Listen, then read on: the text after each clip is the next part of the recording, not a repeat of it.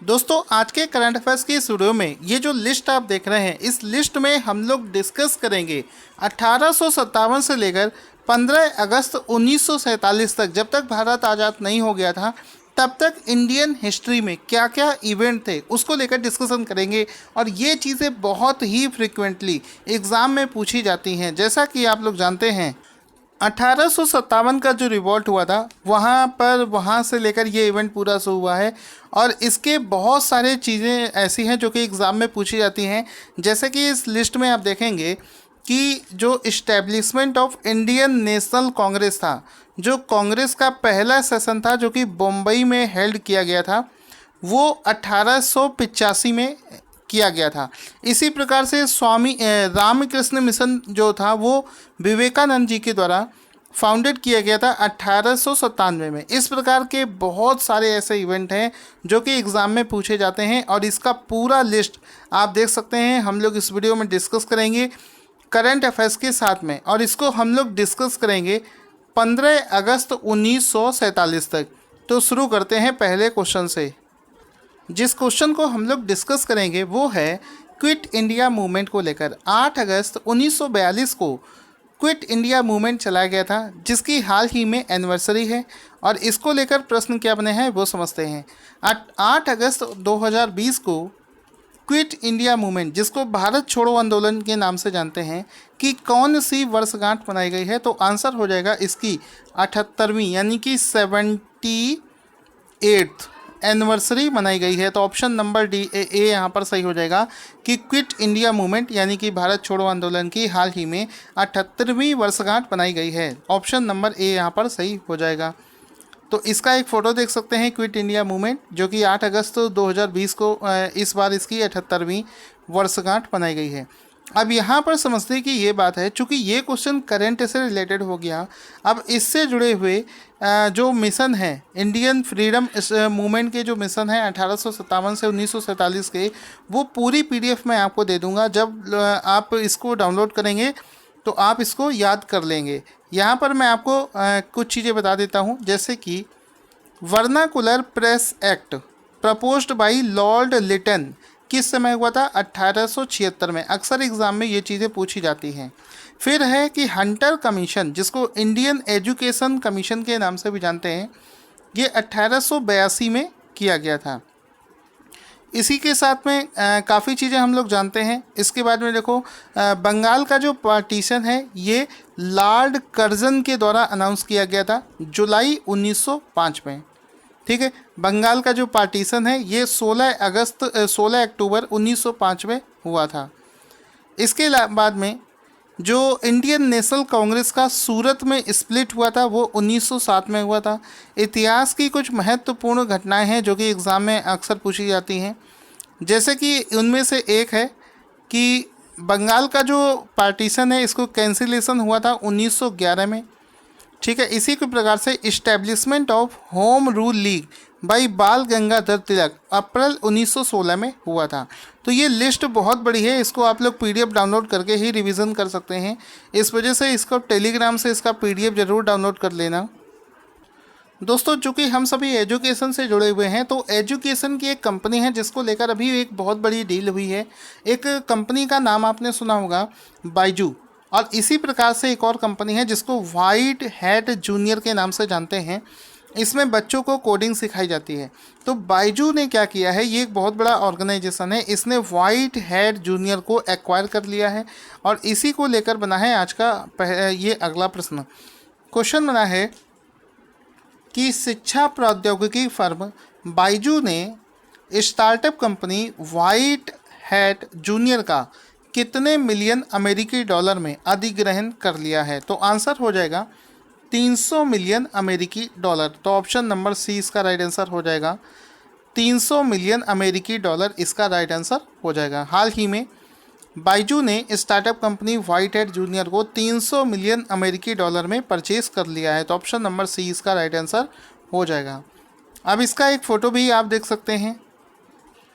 जैसा कि मैंने आप सभी को बताया है, ये जो कंपनी है व्हाइट हैट जूनियर, ये छोटे बच्चों को ऑनलाइन कोडिंग सिखाने का काम करती है और इसकी ग्रोथ भी बहुत ज़्यादा होने वाली है, क्योंकि आपको पता होगा नई शिक्षा नीति लागू कर दी गई है और उसके अनुसार जो कोडिंग है ये क्लास 6 से ही बच्चों को सिखाई जाने लगेगी। तो इसमें देखो लिखा है बाइजू 22 व्हाइट हेड जूनियर इन $300 million all cash deal largest deal. ठीक है, तो ये आप इसको देख सकते हैं। आगे चलते हैं। हाल ही में कौन सी कंपनी IISc बेंगलोर में रोबोटिक्स लैब स्थापित करेगी? तो इनमें से नोकिया कंपनी जो है ये एक लैब बनाने जा रही है, जिसके लिए इसने IISc बेंगलुरु को चुना है। तो IISc बेंगलुरु में नोकिया जो है ये एक लैब स्थापित करने जा रही है, जिसमें बिल्कुल लेटेस्ट टेक्नोलॉजीज़ पर रिसर्च करी जाएगी, जैसे कि 5G हो गया, आर्टिफिशियल इंटेलिजेंस हो गया, इन सभी चीज़ों पर यहाँ पर रिसर्च होगी। तो नोकिया IISc बेंगलुरु में एक लैब स्थापित करेगा जिसमें 5G टेक्नोलॉजी और उभरती हुई और टेक्नोलॉजीज़ पर काम किया जाएगा। साथ ही साथ में इस लैब का नाम होगा नोकिया सेंटर ऑफ एक्सीलेंस, ये इसका पूरा नाम होगा। आगे चलते हैं। अगला प्रश्न है, थेनजौल गोल्फ रिजॉर्ट परियोजना का उद्घाटन किस राज्य में किया गया है? तो हाल ही में मिजोरम राज्य में, ऑप्शन नंबर डी इसका राइट आंसर हो जाएगा। हाल ही में मिजोरम राज्य में थेनजौल गोल्फ रिजॉर्ट परियोजना का उद्घाटन किया गया है। तो ऑप्शन नंबर डी इसका राइट आंसर हो जाएगा। इसका एक शानदार फोटो देख सकते हैं दोस्तों। हाल ही में मिजोरम में एक नई परियोजना का उद्घाटन किया गया है, जिसको लेकर बना है अगला प्रश्न। क्वेश्चन क्या बनेगा कि हाल ही में थेनजौल गोल्फ रिजॉर्ट परियोजना का उद्घाटन किस राज्य में किया गया है? आंसर हो जाएगा मिजोरम।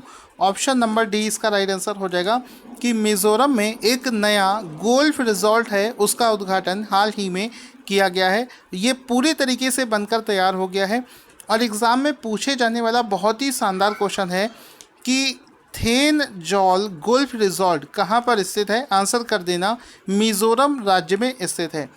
आप इस गोल्फ कोर्स का पूरा फोटो देख सकते हैं, ये पूरी तरीके से बन चुका है गोल्फ खेलने के लिए। ये जो पूरा मैदान आप देख सकते हैं, यहाँ पर बहुत ही सस्ते रेट पर आप गोल्फ खेल सकते हैं। और इधर तरफ ये छोटी छोटी हट बनी हुई है, जहाँ पर आप टेम्परेरली रेस्ट कर सकते हैं, अपना आराम कर सकते हैं।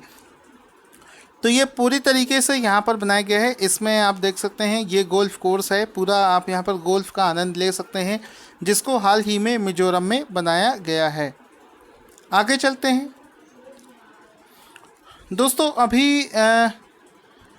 अभी मैंने आपको कुछ दिन पहले बताया था कि smart India hackathon event organise किया जा रहा था, जिसका फाइनल रिजल्ट घोषित किया जाना था। तो वो घोषित हो चुका है और प्रश्न देगा कि किस संगठन ने स्मार्ट इंडिया हैकाथन 2020 को जीत लिया है? तो आंसर हो जाएगा defence institute of advance technology Pune ने स्मार्ट इंडिया हैकाथन 2020 इवेंट को जीत लिया है। ये इसमें पहले स्थान पर है, पहला स्थान इसने प्राप्त किया है इस इवेंट में। तो ऑप्शन नंबर सी इसका राइट आंसर हो जाएगा। जैसा कि मैंने आप सभी को बताया था, स्मार्ट इंडिया हैकाथन इवेंट जो है 2020 वाली, इसको defence institute of advance technology Pune के द्वारा जीत लिया गया है। इसको इस इवेंट में पहला स्थान प्राप्त हुआ है। साथ ही साथ में इसका जो फाइनल इवेंट है, इसको मानव संसाधन विकास मंत्रालय और अखिल भारतीय तकनीकी शिक्षा परिषद ने संयुक्त रूप से 1 से 3 अगस्त को Noida institute of engineering and technology college में इसको ऑर्गेनाइज किया था, जिसके तहत इस टीम ने इसको जीत लिया है। और ये जो पहली टीम जिसने पहला प्राइज़ जीता है, उसने एक चीज़ बनाई है, आर्टिफिशियल इंटेलिजेंस पर आधारित चेहरे, अभिव्यक्ति और हाव भाव पहचानने के लिए दृष्टि नाम से एक सॉल्यूशन पेश किया था, जिसकी वजह से ही इसको प्रथम पुरस्कार से सम्मानित किया गया है। जर्नलिज्म के क्षेत्र में दिया जाने वाला प्रेम भाटिया अवार्ड 2020 किसे प्रदान किया गया है? तो जर्नलिज्म के क्षेत्र में दिया जाने वाला वर्ष 2020 का प्रेम भाटिया पुरस्कार जो है, ये दीपांकर घोष को प्रदान किया गया है इस बार।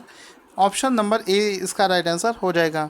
तो एक प्रश्न यहाँ पर आपसे ये भी पूछा जा सकता है कि प्रेम भाटिया अवार्ड किस क्षेत्र में दिया जाता है? तो ये जर्नलिज्म के क्षेत्र में दिया जाने वाला पुरस्कार है। इसका नाम है प्रेम भाटिया अवार्ड 2020, जो कि दीपांकर घोष को प्रदान किया गया है। अब इसमें दीपांकर घोष का फोटो भी देख सकते हैं। ये जर्नलिज्म के क्षेत्र में दिया जाता है। ये जो दीपांकर घोष हैं, ये वैसे तो इंडियन एक्सप्रेस के विशेष संवाददाता हैं और ये एक गैर लाभकारी पत्रकारिता वेबसाइट है जिसको परी के नाम से जानते हैं। जैसा कि आप इसका फ़ोटो भी देख सकते हैं, परी नाम की इस वेबसाइट पर ये काम करते हैं, जिसको देखते हुए ही इनको इस अवार्ड से सम्मानित किया गया है। परी का फुल फॉर्म होता है people's archive of rural India. PARI नाम की इस वेबसाइट पर इनके कवरेज के लिए इनको इस अवार्ड से सम्मानित किया गया है। अगला प्रश्न है, Punjab national bank PNB housing finance के नए एमडी और सीईओ कौन बनाए गए हैं? तो आंसर हो जाएगा हरदयाल प्रसाद। ऑप्शन नंबर ए इसका राइट आंसर हो जाएगा कि हाल ही में हरदयाल प्रसाद को पीएनबी हाउसिंग फाइनेंस का नया एमडी और सीईओ बनाया गया है। ऑप्शन नंबर ए इसका राइट आंसर हो जाएगा। तो पंजाब नेशनल बैंक का ये जो हाउसिंग फाइनेंस लिमिटेड है, इसकी टैग लाइन है घर की बात, और इसके जो नए एमडी और सीईओ हैं वो हरदयाल प्रसाद को बनाया गया है। इसका जो हेडक्वार्टर है ये नई दिल्ली में स्थित है। इसकी टैग लाइन है घर की बात। दोस्तों, चूँकि अलग अलग राज्यों ने घर पर बैठे ऑनलाइन स्टडी करने के लिए अलग अलग ऐप लॉन्च किए हैं। हाल ही में महाराष्ट्र सरकार ने ऑनलाइन क्लासेस शुरू करने के लिए किसके साथ में एक समझौता किया है? तो आंसर हो जाएगा गूगल। ऑप्शन नंबर बी इसका राइट आंसर हो जाएगा कि हाल ही में महाराष्ट्र सरकार ने ऑनलाइन क्लासेस स्टार्ट करने के लिए गूगल के साथ में एक साझेदारी करी है। तो ऑप्शन नंबर बी इसका राइट आंसर हो जाएगा। इसमें आप देख सकते हैं कि गूगल के साथ में महाराष्ट्र सरकार ने कोलैबोरेशन किया है, जिसमें कि घर बैठे ही स्टूडेंट ऑनलाइन क्लासेस को ले सकते हैं। अगला प्रश्न है कि भारत किस देश में होने वाले कावकाज 2020 एक्सरसाइज में शामिल होगा? तो ये जो सैन्य अभ्यास है, इसमें हाल ही में भारत जो है ये रसिया में इस इवेंट को ऑर्गेनाइज़ किया जाएगा, जो कि एक मल्टी नेशन सैन्य अभ्यास है जिसमें दुनिया के कई बड़े बड़े देश पार्टिसिपेट कर रहे हैं। इसमें भारत के लिए भी बुलावा आया है, जिसमें कि भारत की टीम रसिया में होने वाले कावकाज अभ्यास में पार्टिसिपेट करेगी। तो इसमें आप देख सकते हैं इस अभ्यास को रसिया में ऑर्गेनाइज़ किया जाएगा, जहां पर भारत सहित चाइना को भी इनवाइट किया गया है। और अगर इसमें पूरी लिस्ट देखें तो इसमें चाइना, ईरान, पाकिस्तान, तुर्की सहित एससीओ के 18 देशों को बुलावा इसमें भेजा गया है, जिसमें कि भारत भी पार्टिसिपेट करेगा। वर्ष 2021 में आईसीसी T20 विश्व कप की मेज़बानी कौन सा देश करेगा? तो आंसर हो जाएगा भारत। ऑप्शन नंबर ए इसका राइट आंसर हो जाएगा कि वर्ष 2021 में अभी जो प्रस्तावित है T20 विश्व कप, इसको 2021 में जो मेज़बानी है ये भारत करेगा। तो ऑप्शन नंबर ए इसका राइट आंसर हो जाएगा। इसमें आप देख सकते हो आईसीसी का जो मेंस T20 वर्ल्ड कप है, इसको 2021 में भारत में ऑर्गेनाइज़ किया जाएगा और 2022 में इसको ऑस्ट्रेलिया में आयोजित किया जाएगा।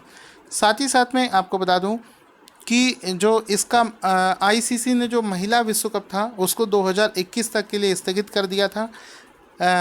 स्थगित करके इसको 2022 के फरवरी और मार्च में न्यूजीलैंड में आयोजित करने का फैसला किया है। इस समय आईसीसी के जो सीईओ हैं वो हैं मनु साहनी। इसका जो हेडक्वार्टर है वो दुबई में है और इस समय इसके जो अध्यक्ष हैं वो हैं इमरान ख्वाजा, जो कि इंटरिम अध्यक्ष बनाए गए हैं। दोस्तों, आई होप आपको वीडियो पसंद आया होगा। अगर आपको वीडियो पसंद आया है तो इसको लाइक करें।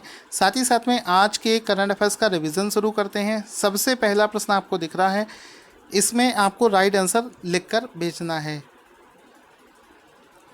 तो इसका राइट आंसर हो जाएगा 300 मिलियन अमेरिकी डॉलर। 300 मिलियन अमेरिकी डॉलर इसका राइट आंसर हो जाएगा।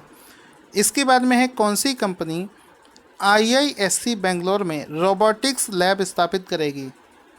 तो जैसा कि मैं आपको बता चुका हूं, नोकिया कंपनी जो है, जो कि फिनलैंड की है, उसने ही हाल ही में अनाउंस किया है कि वो IISc बेंगलुरु में एक रोबोटिक्स लैब स्थापित करेगी। अगला प्रश्न है कि थेन जॉल गोल्फ रिजॉर्ट का उद्घाटन किस राज्य में किया गया है? तो आंसर हो जाएगा मिजोरम। मिजोरम राज्य में इसका उद्घाटन किया गया है। इसके बाद में है किस संगठन ने स्मार्ट इंडिया हैकाथन 2020 जीत लिया है? तो आंसर हो जाएगा, इसको जीता है defence institute of advanced technology Pune. Prem Bhatia award 2020 किसे प्रदान किया गया है? तो आंसर हो जाएगा दीपांकर घोष। ऑप्शन नंबर देकर टिक कर देना, दीपांकर घोष को ये अवार्ड दिया गया है। इसके बाद में प्रश्न है, पीएनबी हाउसिंग फाइनेंस के नए एमडी और सीईओ कौन बनाए गए हैं? तो आंसर हो जाएगा हरदयाल प्रसाद को हाल ही में पीएनबी हाउसिंग फाइनेंस के नया एमडी और सीईओ बनाया गया है। आई होप आपको वीडियो पसंद आया होगा। वीडियो को लाइक और शेयर करना ना भूलें।